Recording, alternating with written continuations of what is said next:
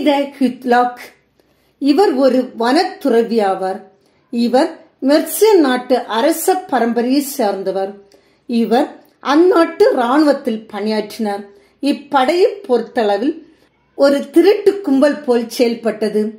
பிற பகுதிகளை கொள்ளையிட்டு மீதியாக சேகரித்து வந்தனர்.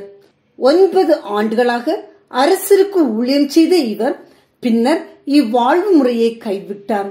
பழைய வாழ்வு நிலைக்கு மிகவும் வருந்திய இவர் தன்னிடமிருந்த போரின் மூலம் கிடைத்த அனைத்தையும் தான் அபகரித்தவர்களுக்கு திரும்ப கொடுத்து விட்டார். பின்னர் இவர் புனித சுவாமிநாதரின் மடத்தில் சேர்ந்தார். டெர்பிஷரில் உள்ள ரெப்டன் என்னும் இடத்தில் அமைந்துள்ள அம்மடத்தில் தான் எல்பிரிடாவும் இருந்தார். இவருடைய கடுமையான தவ வாழ்வு முறை பிற துறவியிடம் இருந்து இவரை பிரித்து காட்டியது. இவர் தனிமையான வாழ்விற்கு ஏங்கினார். எனவே வனத்துறவு வாழ்வு மேற்கொள்ள முடிவெடுத்தார். கிபி 699 குத்லாக் மற்றும் வேறு சிலரும் இணைந்து பென்ஸ் என்னும் இடத்தில் தனிமையான தீவிற்கு சென்றனர். அவ்விடம் தீய ஆவிகள் மற்றும் கொடூர விலங்குகளின் உறைவிடம் என்று பிறரால் நம்பப்பட்டு வந்தது. இவர்கள் கடுமையான தவ வாழ்வை மேற்கொண்டனர்.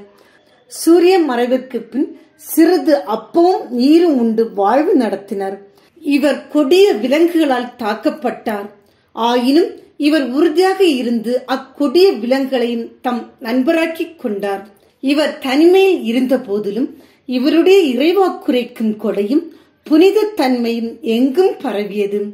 இவருடைய அறிவுரையை ஏற்க லட்சிஃபீல்டு ஆயர் உட்பட நிறைய பேர் வந்தனர். இந்த ஆயர் இவரை குருவாக திருநிலைப்படுத்தினார். தன்னுடைய மரணத்தை கூட இவரால் கணிக்க முடிந்தது.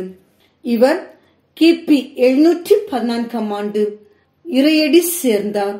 தன்னுடைய கடுமையான தவ வாழ்வினால் இறைவனின் நிலைத்து நின்று வாழ்ந்த இப்புனிதரின் வாழ்வை நம்முள் விதைப்போம். அதன் வழியாக இறை அருளை நிறைவாய் காண்போம். புனித குத்லாக் எங்களுக்காக வேண்டிக் கொள்ளும்.